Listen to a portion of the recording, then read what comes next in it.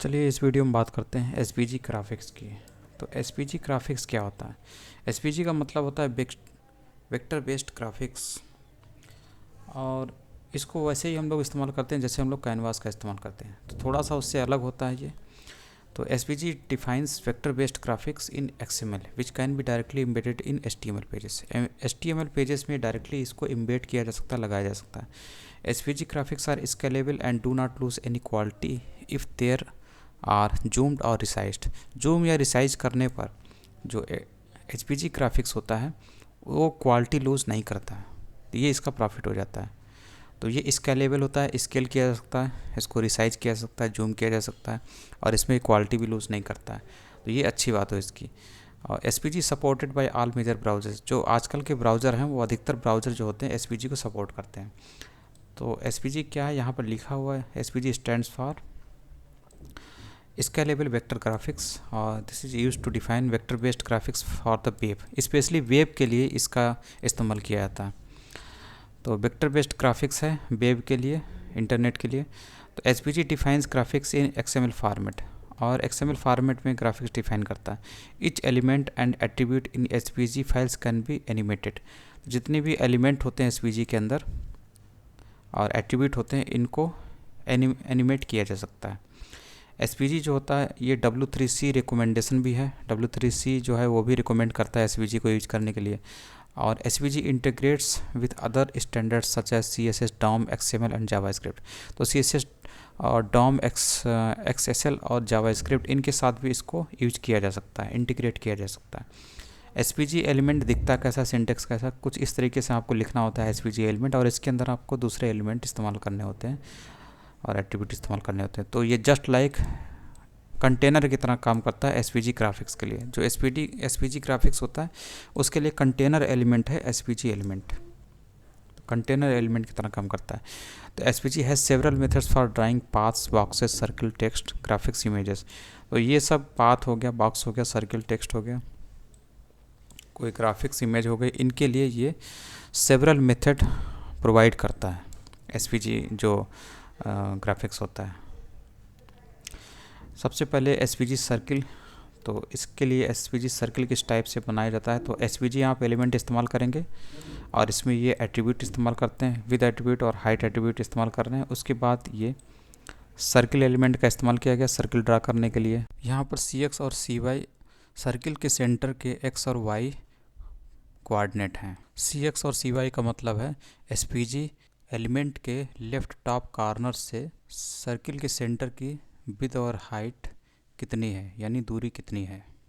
तो एक सेंटर को बताते हैं, यानी कि इस सेंटर से और ये रेडियस लेके एक सेंटर को एक सर्किल बनाया जाएगा। तो ये जो है सेंटर के कोऑर्डिनेट हैं, मतलब सेंटर पॉइंट है। ठीक, CX मतलब x की वैल्यू यानी कि विड्थ, और ये CY मतलब वर्टिकल हाइट। ठीक है, तो XY है, ये Y है।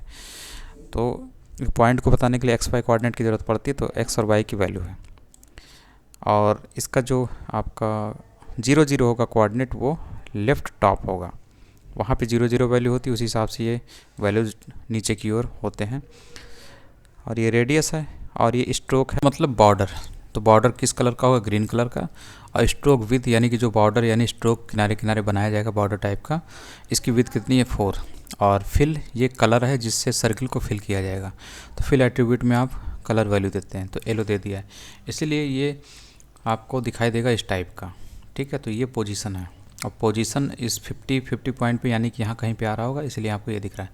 अगर आपको यहाँ कहीं पे सर्किल बनाना है तो आप इसको 100 कर सकते हैं। तो विड्थ की वैल्यू 100 पिक्सल और इसकी वैल्यू 100। तो कुछ ये अगर आप देखें तो ये इसका जस्ट आपको दोगुना लेना है, तो ये जो है यहाँ पे आना चाहिए। ठीक है, तो यहाँ पर आ जाएगा। लेकिन अब इससे दिक्कत क्या है, ये कट जा रहा है। क्यों कट जा रहा है? क्योंकि आपने एसवीजी एलिमेंट की जो विड्थ ली थी वो खुद ही 100 ली थी। ठीक है, तो ये पूरा आपको नहीं दिखाई देगा। इसको पूरा देखने के लिए आपको इसकी जो विड्थ है कितनी करनी पड़ेगी? 200 करनी पड़ेगी एसवीजी एलिमेंट की। ठीक है, 200 करेंगे तो आपको ये कंप्लीट दिखेगा।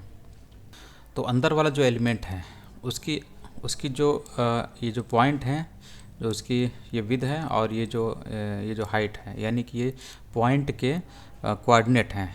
एक्स की वैल्यू और वाई की वैल्यू, ठीक है। ये हॉरिजॉन्टल विड्थ और ये वर्टिकल हाइट इस कॉर्नर से, तो उस हिसाब से ये आपका है।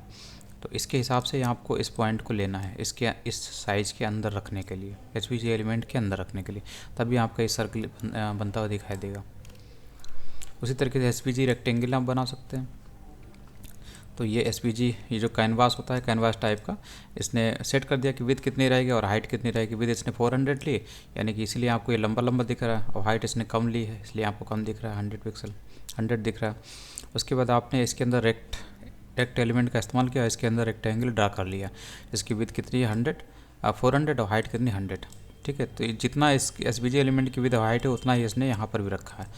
और उसके बाद इसने स्टाइल एट्रीब्यूट का इस्तेमाल किया और इसमें फिल नाम की CSS प्रॉपर्टी का इस्तेमाल करके यहाँ पे इसने कलर दे दिया RGB स्टाइल में।